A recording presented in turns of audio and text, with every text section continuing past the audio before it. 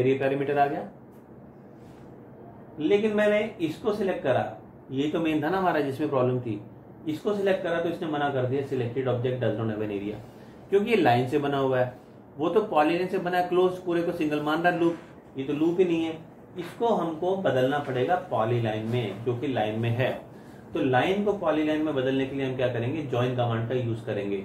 Join command की short form जे होती है, वैसे मॉडिफाई में भी आपको ऊपर ज्वाइन यहाँ मिल जाता है। ये जब मैंने दिया तो मैंने इन सबको सिलेक्ट कर लिया, सभी लाइंस को सिलेक्ट कर लिया।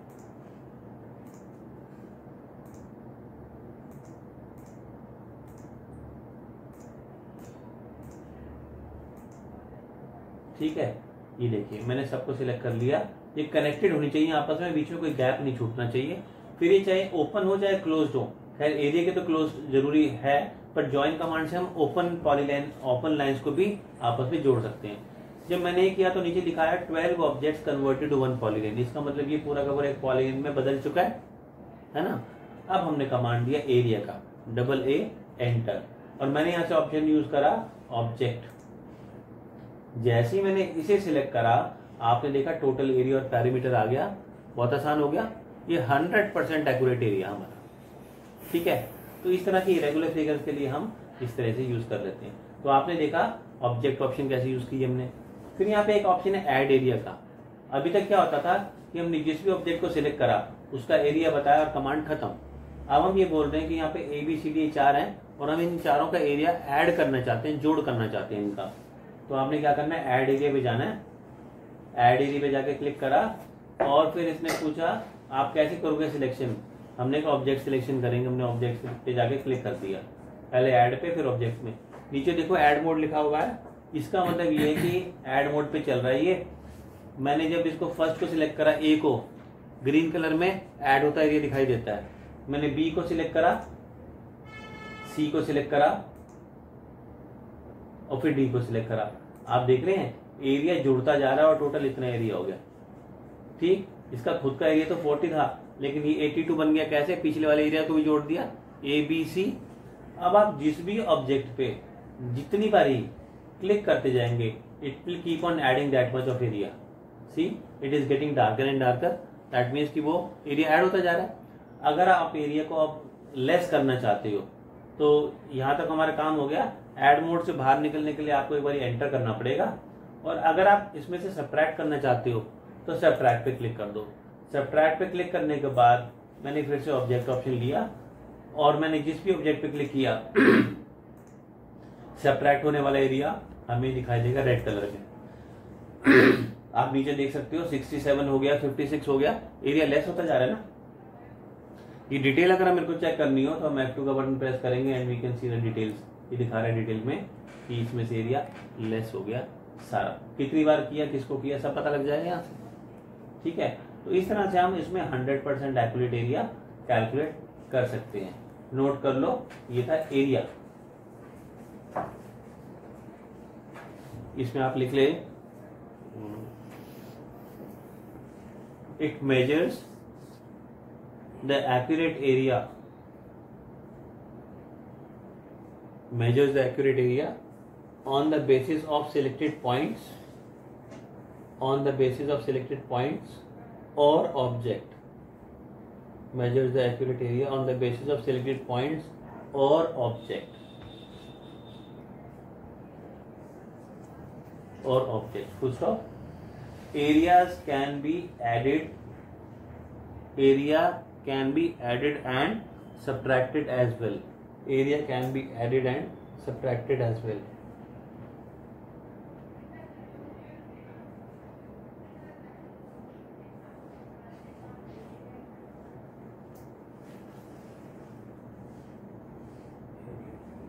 Area can be added and subtracted as well.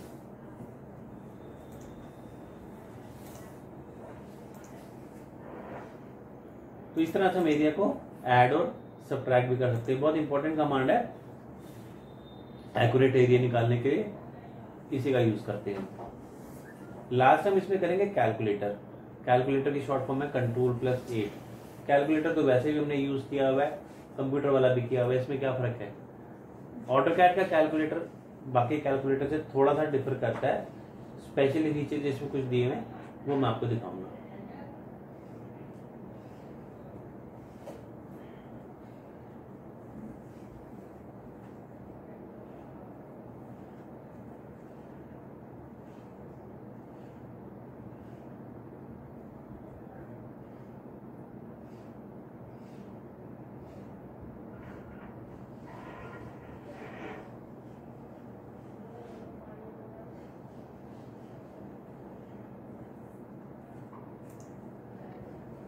ये देखिए, फॉर एग्जाम्पल हमारे पास ये एक रेक्टेंगल है, मुझे इसका एरिया कैलकुलेट करना है। वैसे तो कई तरीके हम डायरेक्ट लिस्ट पे एरिया निकाल लें और अभी एरिया कमांड सीखा उससे भी एरिया निकाल लें, पर हमको बोला गया कि आपको कैलकुलेटर से, मुझे कैलकुलेटर से कैलकुलेट करना था। मैंने यहाँ से कैलकुलेटर को ओपन करा, कंट्रोल एट शॉर्ट फॉर्म होता है, कैलकुलेटर आ गया, सिंपल बेसिक ही कैलकुलेटर दिखाई दे रहा है। यहाँ पर आप देखो इसके ऊपर टॉप पे हमें दिया गया डिस्टेंस बिटवीन द 2 पॉइंट्स। आपने इस पर जाके क्लिक किया तो फर्स्ट पॉइंट मैंने लिया ये 1, सेकंड पॉइंट मैंने लिया 2। दोनों पॉइंट जो मैंने क्लिक किए उनका एरिया आई मीन उनकी लेंथ यहाँ पे शो कर रहा है। मैंने फिर यहाँ से इसको मल्टीप्लाई करा क्योंकि मुझे एरिया चाहिए था। दोबारा मैंने जाके इस पर क्लिक कर दिया, पॉइंट लिया 1 और पॉइंट लिया 2। जैसे आपने दोनों पॉइंट सेलेक्ट करके इसको ओके करा तो हमें दोनों का एरिया निकल कर आ गया। आपने देखा कि बिना कोई इनपुट दिए हमने इसका एरिया निकाल लिया। नहीं तो सारा टाइम तो इसी में वेस्ट होता ना, हम ये सब वैल्यूज में भरते रहेंगे, सारा टाइम तो जाते ही इसमें। पर आपने देखा कितनी आसानी से हो गया। ठीक इसी तरीके से अगर हम इसमें यहां से मैंने क्लियर कर दिया, हमारे पास यहाँ पे ऑप्शन एंगल का भी दिया हुआ है। अगर मैंने 2 पॉइंट सिलेक्ट करे, एक मैंने ये लिया और एक पॉइंट इसका सेंटर, इन दोनों के बीच का जो एंगल बनना था वो भी दिखा दिया इसने। मतलब हम डायरेक्ट एंगल भी निकाल सकते हैं और दोनों के बीच की लेंथ भी निकाल सकते हैं। ये आ गया।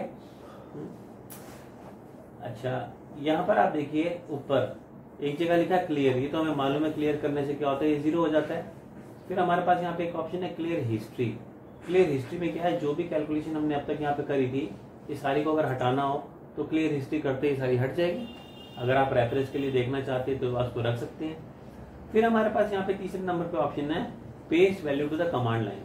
सपोज मैंने कमांड दिया रेक्टेंगल का, आप सीख चुके हो कमांड, और मैंने यहाँ से ऑप्शन ले लिया एरिया का। तो इसने कहा ठीक है एरिया बताओ कितना आपका है एरिया। जो एरिया मैंने कैलकुलेट किया था वो यहाँ पे कैलकुलेटर में लिखा हुआ है, मुझे यही एरिया यहाँ पे चाहिए। आपने क्या करना है, यहाँ पे जाके क्लिक करना है paste value to the command line. जैसे आप इस पर क्लिक करेंगे वही सेम वैल्यू यहाँ पहुंच गई। तो बेसिकली इनपुट में तो सारा टाइम जाता है, वो टाइम हमने बचा लिया। काम कितने फास्ट हो रहा है हमारा यहाँ पे, देखा आपने। तो ये paste value to the command line लेके हम यहाँ पे भी ला सकते हैं। ठीक, तो एक तो आपने देखा कि ऑटोकैड का कैलकुलेटर इस तरीके से फर्क हुआ। दूसरा यूनिट कन्वर्जन, अलग अलग तरह के हमारे पास 3 यूनिट्स होते हैं, लेंथ, एरिया और वॉल्यूम।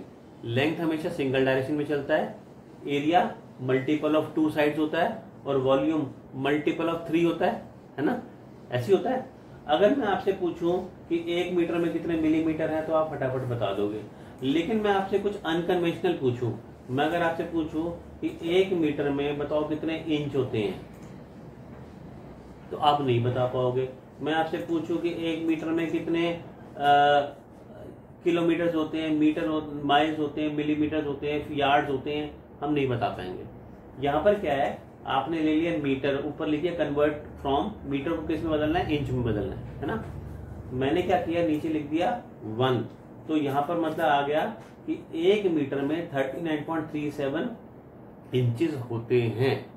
ठीक है, मतलब 3.25 फुट का होता है ना 1 मीटर लगभग, तो 3 फुट 3 इंच हो गया, तभी 39 दिखा रहा है। इसने तो पूरी एक्यूरेट वैल्यू दिखा दी आपको इसमें। अगर आप ये बोलो कि मेरे वैल्यू अपने भरनी है सीधा, आपने यहाँ पे सीधा लिख दिया कि मेरे पास तो 121 मीटर है, तो वो आपको डायरेक्ट कन्वर्जन दे देगा कि 121 metre is equal to this much of inches, है ना। तो आप मीटर में जानना चाहें इंच कितने होते हैं, मीटर में जानना चाहें फीट कितने होते हैं, ये आ गया उतने फीट।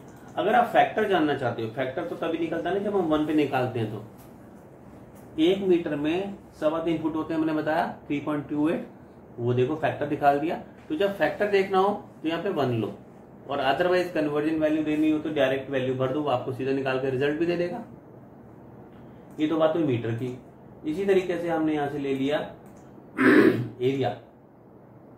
एरिया में अगर मैं आपसे बोलूं कि 1 एकड़ में कितने स्क्वायर फुट होते हैं, तो यहां से मैंने स्क्वायर फीट ले लिया। इसने बता दिया कि 1 एकड़ में लगभग इतने स्क्वायर फीट होते हैं। ये देखो 43560। ठीक, तो अब कैलकुलेशन हमारे लिए बहुत आसान हो गई। जिन चीजों को लेके हमेशा कंफ्यूजन रहता था हमें कन्वर्जन में, अब वो बहुत आसान है। सब कुछ आपके सामने है, आपने किसको किस में बदलना है सीधा लिखो, वैल्यू भर दो, नहीं तो आप 1 लिख दो और आपको स्केल फैक्टर मिल जाएगा उसका, हम डायरेक्टली इसको निकाल पाएंगे। इसी तरह से वॉल्यूम की बात भी है ना। तो हमें एरिया में बहुत जरूरत पड़ेगी स्क्वायर मीटर की, स्क्वायर फीट की, स्क्वायर यार्ड्स की। अब आपसे कोई बोले कि मेरे पास एक प्लॉट है, उसका एरिया वो इतने गज का है, तो क्या होगा स्क्वायर यार्ड्स। अगर आपसे कोई कहता है कि मेरा प्लॉट है जो 254 गज का है, तो बताओ स्क्वायर फीट में कितने का हुआ, ये आ गया है ना। कन्वर्जन वैल्यू देखनी है आपने, तो यहां से इसको लिख दो 1 और ये ले लो इसको, तो पता लग गया कि 1 में 9 स्क्वायर फीट होती है।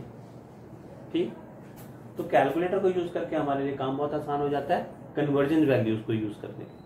ऐसे वॉल्यूम भी दिया गया है, ये रहा वॉल्यूम। वॉल्यूम हमेशा क्यूबिक में होता है, वो स्क्वायर में है, मल्टीपल ऑफ 2, और क्यूबिक जो है वो मल्टीपल ऑफ 3 है, इसलिए 3 में होता है।